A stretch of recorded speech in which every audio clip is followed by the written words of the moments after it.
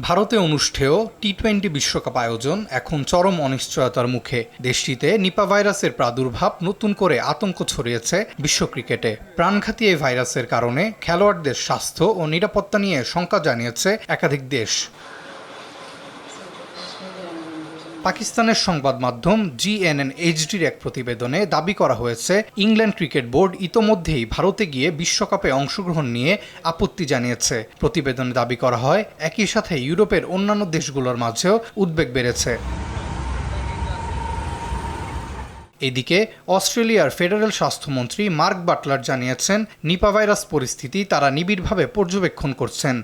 তিনি বলেন, আপাতত অস্ট্রেলিয়া আগত যাত্রীদের জন্য আলাদা কোনো প্রোটোকল পরিবর্তন করা হয়নি, তবে সরকার সতর্ক অবস্থানে রয়েছে। যদিও এশিয়ার বিভিন্ন বিমানবন্দরে ইতোমধ্যেই যাত্রী স্ক্রিনিং শুরু হয়েছে। আল জাজিরার প্রতিবেদনে বলা হয়, নিপা ভাইরাস করোনার চেয়েও বেশি প্রাণঘাতী হতে পারে। বিশ্ব স্বাস্থ্য সংস্থার তথ্য মতে এই ভাইরাসে আক্রান্তদের মৃত্যুর হার 40 থেকে 75% পর্যন্ত। সংক্রমণ রোধে ভারতের national centre for disease control স্বাস্থ্যকর্মীদের জন্য মাস্ক, গগলস, পিপিই ব্যবহারের নির্দেশ দিয়েছে। উদ্ভূত পরিস্থিতিতে পুরো টুর্নামেন্ট শ্রীলঙ্কায় সরিয়ে নেয়ার গুঞ্জনও শোনা যাচ্ছে। যদিও শেষ মুহূর্তে ভেন্যু পরিবর্তন আইসিসির জন্য বড় চ্যালেঞ্জ বলে মনে করছেন ক্রীড়া বিশ্লেষকরা। আরাফাত ইয়াসার, RTV।